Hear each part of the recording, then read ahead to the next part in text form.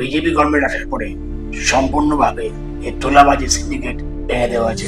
অন্নপূর্ণা ভান্ডার যারা আর্থিক অবস্থায় পিছিয়ে আছে, তাদের জন্য করা, বড় লোকদের জন্য নয় এটা।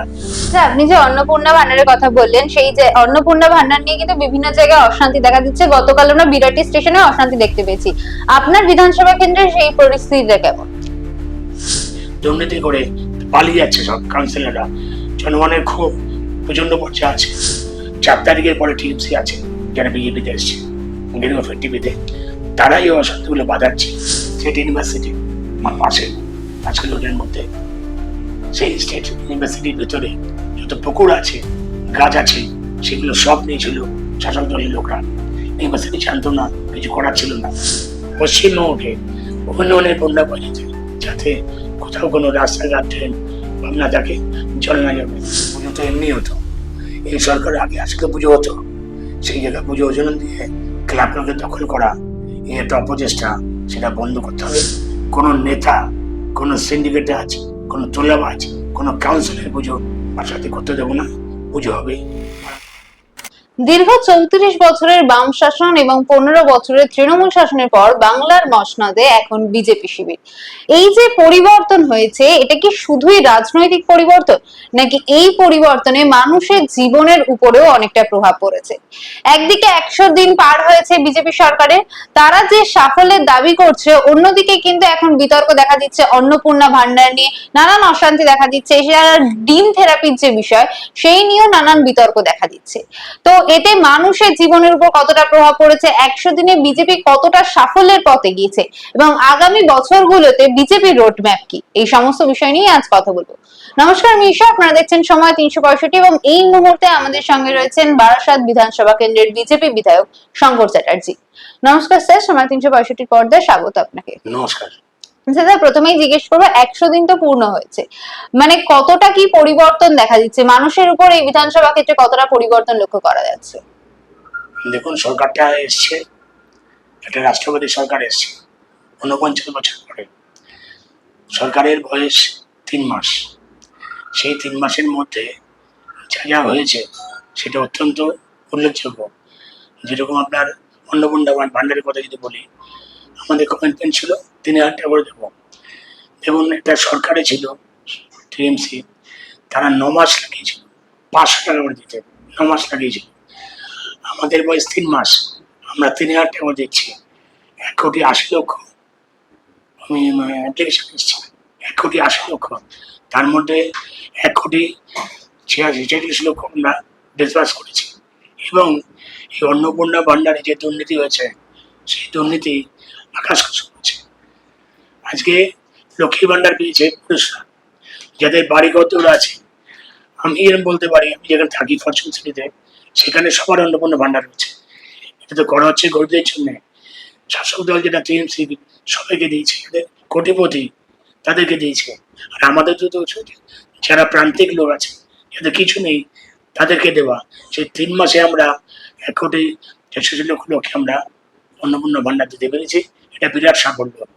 তারপরে দেখুন, দুর্নীতি যে ছিল, আকাশ দুর্নীতি ছিল এই সরকারের, টিএমসি সরকারের আমলে। সেই দুর্নীতিকে বন্ধ করতে প্রচুর সময় আমাদের লাগছে। তারপরে দেখুন, প্রচুর এফডিআই আসছে, লোকাল ইন্ডাস্ট্রি প্রচুর খুলেছে, আমলের মতো কোম্পানি খুলেছে। তারপরে আপনার প্রচুর ইন্ডাস্ট্রি এখন ওয়েটিং লিস্টে আছে, প্রচুর ইন্ডাস্ট্রি হবে। উদ্দেশ্য একটাই, বাংলাকে একটা কি বলবো শক্তিশালী রাজ্য পরিণত করা। সেই দিকে বিজেপি এগাচ্ছে। 3 মাসে সরকারের সাফল্য যেটুকু এসছে, সেটাই আজকে লোককে ভাবাচ্ছে, এত সাফল্য এসছে। আচ্ছা, আপনি যে অন্নপূর্ণা ভান্ডারের কথা বললেন, সেই যে অন্নপূর্ণা ভান্ডার নিয়ে কিন্তু বিভিন্ন জায়গায় অশান্তি দেখা দিচ্ছে। গতকাল আমরা বিরাটি স্টেশনে অশান্তি দেখতে পেয়েছি। আপনার বিধানসভা কেন্দ্রে সেই পরিস্থিতিটা কেমন? আমার বিধানসভায় সে অর্থে কোনো আন্দোলন বিক্ষোভ নেই। আমরা বোঝাতে সক্ষম হয়েছি যে সবাই পাবে। পোর্টাল নতুন খোলা হয়েছে, সেই পোর্টালে অ্যাপ্লিকেশন করতে বলা হয়েছে। এবং আমরা যে ভেরিফিকেশন করছি, সেখানেও আরও ভেরিফিকেশন হবে। যারা প্রকৃত, যাদের নেই কিছু, যে কন্ডিশনগুলো দেওয়া আছে, সেই কন্ডিশনই পাবে। দেখুন, অন্নপূর্ণা ভান্ডার যারা আর্থিক অবস্থায় পিছিয়ে আছে, অবস্থা খারাপ তাদের জন্য করা, বড় লোকদের জন্য নয়। এটা সবাই অ্যাপ্লিকেন্ট বসে আছে, তার 3 তলা বাড়ি, সে অ্যাপ্লিকেন্ট, সে টাকা পাচ্ছে, সেগুলো কিছু কিছু বন্ধ করা হচ্ছে। আর মূলত সিপিএম হাতে কিছু নেই, এদেরকে নিয়ে পাচ্ছে। কালকে বিরাট সেখানে দেখেছি কটা মহিলা ছিল, কটা পুরুষ ছিল, আপনারাই বলতে পারবেন। এবং সেখান থেকে একটা অর্গানাইজ হচ্ছে, এর বদনাম করা হচ্ছে, যেটা মূলত সিপিএম করছে। আচ্ছা, বর্তমানে বারাসাত পৌরসভা চেয়ারম্যান বিহীন রয়েছে, এছাড়া বিভিন্ন ওয়ার্ডে আমরা দেখতে পাচ্ছি কাউন্সিলর পদত্যাগ করেছে। সেক্ষেত্রে সাধারণ মানুষকে অনেকটা হয়রানির শিকার হতে হচ্ছে, এই নিয়ে কি বলবেন? আমি বলবো সাধারণ মানুষ কোনো হয়রানি হচ্ছে না, টোটাল দায়িত্ব বিধায়কের সঙ্গে নিয়েছি। প্রত্যেকটা ওয়ার্ডে যাচ্ছি, সকালে আমি বেরোচ্ছি, কোন রাস্তা খারাপ আছে, কোথায় জল জমে আছে, আমরা ফোন করছে, ফোনের সঙ্গে সঙ্গে 2 ঘন্টার মধ্যে অ্যাকশন হচ্ছে। এবং যারা পদত্যাগ করেছে তারা জনগণের রায় নিয়েছে, কমিটমেন্ট ছিল সেবা দেবে 15টার মধ্যে, তারা দেয়নি, দুর্নীতি করে পালিয়ে যাচ্ছে সব কাউন্সিলররা। জনগণের খুব প্রচন্ড পর্যায়ে আছে। এবং বিধায়ক হিসাবে পৌরসভার যে ইউ আছে, অ্যাডমিনিস্ট্রেটর কালকে হয়ে গেছে, অ্যাডমিনিস্ট্রেটর ইউ সাহেবই অ্যাডমিনিস্ট্রেটর হয়েছে। এবং সেখান থেকে আমরা আমার যে কর্মীরা আছে, আমার যে টিম আছে, সব জায়গায় পাঠিয়েছি, রাস্তাঘাট দেখতে, ড্রেন দেখতে। এবং সেই সঙ্গে সঙ্গে কোথায় জঙ্গল জমে আছে, এই ব্যর্থ পৌরসভা বিগত, তারা অন্তত ব্যাটটাই করেনি, ব্যর্থ হয়েছে। সেই ব্যাট আমি নিজে দেখতে গেছি, দেখে সেখানে কাজ চালু করেছি এবং টার্গেট দিয়েছি দ্রুততার সঙ্গে কাজ করতে হবে। সুতরাং কাউন্সিলররা পালিয়ে যাচ্ছে, আর তার জন্য বিরাট চাপটা চলে এসছে মিউনিসিপ্যালিটি প্লাস বিধায়কের উপরে। বিধায়ক সকাল থেকে রাত অব্দি ঘুরছে, বাইক নিয়ে ঘুরছে, টোটো নিয়ে ঘুরছে, ছবি আপনারা পাবেন খুঁজলে। সেখানে দেখছি কোথায় রাস্তা খারাপ আছে। অলরেডি প্রত্যেকটা রাস্তা পুজোর আগে সারাই হয়ে যাবে, তার টেন্ডার ইমিডিয়েট পাস হবে। পুজোর আগে যত রাস্তা আছে সব ঠিক হয়ে যাবে। এবং পৌরসভা সক্রিয়ভাবে কাজ করছে, ইও সাহেব জেনে এসছে, একসঙ্গে বসে দেখে শুনে সব কাজ চলছে, কোনো অসুবিধা কিছু নেই। যখনই কোনো ফোন আসছে জল জমে আছে, তার মধ্যে অনেক রাস্তা আমরা নিজে সারিয়েছি। ময়না রোডে ন্যাশনাল হাইওয়ে, সেখানে জল জমেছিল, সেটা 24 ঘন্টার মধ্যে সারিয়ে নিয়েছি রাস্তা। তো এরকম সব কাজ চলছে, কোথাও আপত্তি নেই। কিন্তু আমাদের সদিচ্ছা আছে, আমরা চাই পৌরসভা প্রত্যেকটা লোক যাতে পূর্ণ পৌরসভার ফ্যাসিলিটি পায়, সেবা পায়। তার জন্য আমি অত্যন্ত বড়ই মতো সারাদিন করছি। আচ্ছা, বারাসাতে বিজেপি সরকার আসার পর আমরা যেমনটা দেখেছি যে মসজিদ বাড়ি রোডের নাম পরিবর্তন হয়েছে, সিরাজ উদ্যানের নাম পরিবর্তন হয়েছে, আর এবার যে স্বাধীনতা সংগ্রামী তিতুমিরের নামে সভাকক্ষ, সেই নাম পরিবর্তন হয়ে শ্যামাপ্রসাদ মুখার্জি ভবন হলো। আপনার কি প্রতিক্রিয়া? যেটা নেতাজি রাস্তায় পরিবর্তন হয়েছে, সেখানে আমি ছিলাম, কিছু লোকের আপত্তি ছিল, তারা এসেছিল, তাদের সঙ্গে বসে ব্যাপারটা মিটিয়ে দিয়েছি। তারা এক সময় সিকিউর ফিল করছিল ঈদ বানাতে পারবেন কিনা, সেই ঈদে আমি নিজেই বসেছিলাম। আমি বিধায়ক, বিজেপি পার্টির না, আমি আজকে বিধায়ক সভার বিধায়ক, তারাই যাতে ঈদ উৎসব পালন করতে পারে তার জন্য আমি নিজে গেছিলাম, সেই একসঙ্গে আমরা ঈদ পালন করে এসেছি। দ্বিতীয় হচ্ছে, কিছু 4 তারিখের পরে টিএমসি আছে যারা বিজেপিতে এসছে, টিভিতে, তারাই এই অশান্তিগুলো বাঁধাচ্ছে, বাঁধিয়ে যাতে বিজেপিকে মেলাইন করা যায় সেই চেষ্টা করছে, সেটা এখনো চলছে। মসজিদ বাড়িতে একটা বোর্ড ভেঙে দিয়েছিল মসজিদে, আমি নিজে দাঁড়িয়ে থেকে নিজের পয়সা খরচা করে সেই বোর্ড লাগিয়েছি। সুতরাং এগুলো আমরা দেখেছি। 4 তারিখের পরে বিজেপি আর বিগত বিজেপি সংঘাত একটা আছে, আমরা সতর্ক আছি যাতে কোনো রকম ইয়েতে কাজ না হয়। তার জন্য বলা হয়েছে, তৃণমূল কেস এটা হয়েছে, মিডিয়াকে বলেছে আমি যা করতে হবে ব্যবস্থার মধ্যে দিয়ে করতে হবে, ব্যবস্থার বাইরে গিয়ে মিডিয়াতে আইন তোলা যাবে না। কেন পশ্চিমবঙ্গে 49 বছর পরে আইনের শাসন প্রতিষ্ঠা হয়েছে, আইন মোতাবেক যা করতে হবে সেটাই করতে হবে। আমি যেন মূর্তি লাগিয়েছি, শ্যামাপ্রসাদ মুখার্জির মূর্তি লাগিয়েছি, সুন্দর ব্যবস্থার মধ্যে হয়েছে, জেলা পরিষদের সম্মতি দিয়েছে, তারা সহযোগিতা করেছে, সেইভাবে কাজ করতে হবে। নিজের হাতে আইন তুলে নিয়ে কোনো কাজ করা যাবে না, এটা আমার পরিষ্কার করতে হবে। আচ্ছা, যাদবপুরে যে ঘটনাটা আমরা দেখতে পেলাম, এবিভিপি এবং বাম সমর্থিত যে ছাত্র সংগঠন রয়েছে তাদের মধ্যে চরম অশান্তি, একটা শিক্ষা ক্ষেত্রে এরকম রাজনৈতিক পরিস্থিতি, পাশাপাশি নন্দলাল বসু তৈরি করার যে স্মৃতি ফলক সেটাও ভেঙে দেওয়া হলো, এই নিয়ে কি বলবেন? দেখুন, 50 বছর ধরে প্রত্যেকটা কলেজে কি হয়েছে বিলক্ষণ আপনারা জানেন।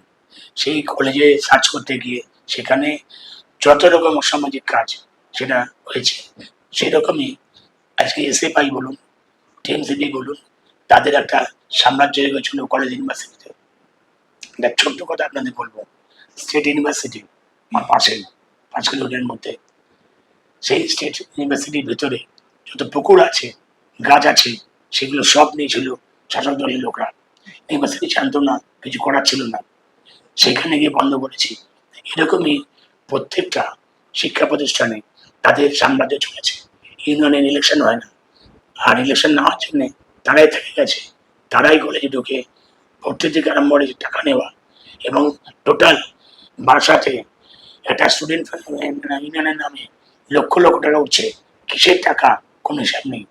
তো এই যে সাম্রাজ্য বন্ধ করার জন্য আজকে এবিপিবি ঝাঁপিয়ে পড়েছে। তারা একটা রাষ্ট্রবাদী সংগঠন, এবং তারা যাচ্ছে, তাদের যে সাম্রাজ্য নষ্ট হচ্ছে, সেই জন্য অশান্তিটা হচ্ছে।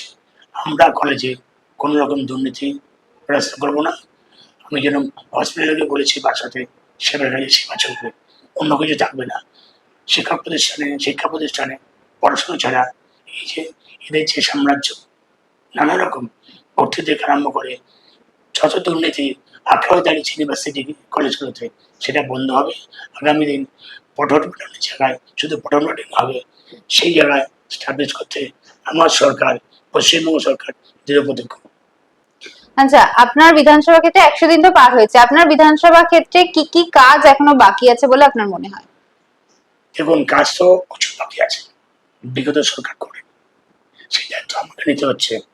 যেরকম এসি ট্রেন চলেছে, রাস্তাঘাট কাজ শুরু হয়ে যাচ্ছে, স্টেডিয়ামটা খোলা হয়েছে, হসপিটালের ভিতরে মানে দোকানপাট সাজিয়ে যে বসছিল, একটা মুসিবতটা হয়ে গেছিল, সেটা বন্ধ করা হয়েছে, সব বের করে দেওয়া হয়েছে। সেবার জায়গায় সেবা থাকবে। এছাড়া নানাবিধ কাজ, যেমন স্টেডিয়াম খোলা থেকে আরম্ভ করে খেলার উন্নতি করা, ফুটবল প্রেমী বলুন, ক্রিকেট প্রেমী, তাদের খেলাধুলার জায়গা তৈরি করার জন্য চলছে কাজ। কাছেরই মাঠকে আজকে বারাসাতে ঐতিহাসিক মাঠ, কাছেরই মাঠ, সেই মাঠকে খেলার উপযোগী তোলার জন্য অলরেডি আমরা সার্ভে করেছি। ডিএম ম্যাডামের মিটিং হয়েছে, কাছের মাঠ কাজে খেলার উপযোগী করা হবে। যদি স্কুলগুলোতে অবস্থা প্রচণ্ড খারাপ, সেই স্কুল আমি নিজের আগে থেকে পরিষ্কার করেছি, এতে বাচ্চারা রাখে, বাচ্চারা আসে, আমার সঙ্গে মতন ঘাস বসে আছে স্কুলের মধ্যে। সেই জায়গাটা থেকে আমি নিজে দাঁড়িয়ে থেকে স্কুলের লেবার নিয়ে গিয়ে পরিষ্কার করেছি, যাতে পঠন পাঠনের উপযুক্ত পরিবেশ হয়, তার জন্য আমি যথেষ্ট। এবং এছাড়া জেলা পরিষদ থেকে আরম্ভ করে প্রত্যেক জায়গায় এই পুজোর আগে কাজ শুরু যাচ্ছে, একটা উন্নয়নের বার্তা বাংলা জুড়ে যাবে, এভাবে আমি নিশ্চিন্ত। আমরা চাই পশ্চিমবঙ্গকে উন্নয়নের বন্যা বাজিতে, যাতে কোথাও কোনো রাস্তাঘাট ড্রেন না থাকে, জল না জমে। এবং আমার পাশেই আছে একটা পঞ্চায়েত ভবন গাছিতে, সেখানে অলরেডি কাজ শুরু হয়ে গেছে, সূর্যঘর যোজনার কাজ শুরু হচ্ছে। সব জায়গায় বাংলার যে গভর্নমেন্ট ছিল, আমি ইউনিভার্সিটিতে দুটো কমিটিতে আছি, সেখানেও দেখেছি একই দুর্নীতি, প্রচুর ফান্ড যে বাংলা সরকার ছিল তারা নিত না, তার থেকে বঞ্চিত হতো, পড়ুয়ারা বঞ্চিত হতো। যেরকম আয়ুষ্মান ভারত, প্রচুর লোকের আজকে অভাব ছিল, সেটা কিন্তু বাংলা গভর্নমেন্ট নেয়নি। সূর্য কর্মকর্তা, ইলেকট্রিসিটি, বিরাট চাপ, সাধারণ মধ্যবিত্ত মানুষের বিরাট চাপ ইলেকট্রিসিটি, সেই জায়গায় সাশ্রয়ের জন্য যাতে মধ্যবিত্ত পরিবার যাতে ইলেকট্রিকের যে ছাপ সেটা লাগু হয়, তার জন্য সুযোগ প্রকল্প অলরেডি 1800 বাড়িতে বসে গেছে, তার জন্য ভর্তুকি রয়েছে। এবং ভর্তুকি দেওয়ার পরে যে টাকাটা খরচা হবে, সেটাও ব্যাংক থেকে স্বল্প ইন্টারেস্টে লোন দেওয়া হবে। এই জাতীয় উন্নয়নের কাজ চলছে, যাতে প্রত্যেকটা বাড়িতে ইলেকট্রিকের বিল প্রচুর হয়, সেই জায়গাতেই সাশ্রয় হয়, তার জন্য সরকার সচেষ্ট। অলরেডি 1800 বাড়িতে সূর্যঘর বসে গেছে।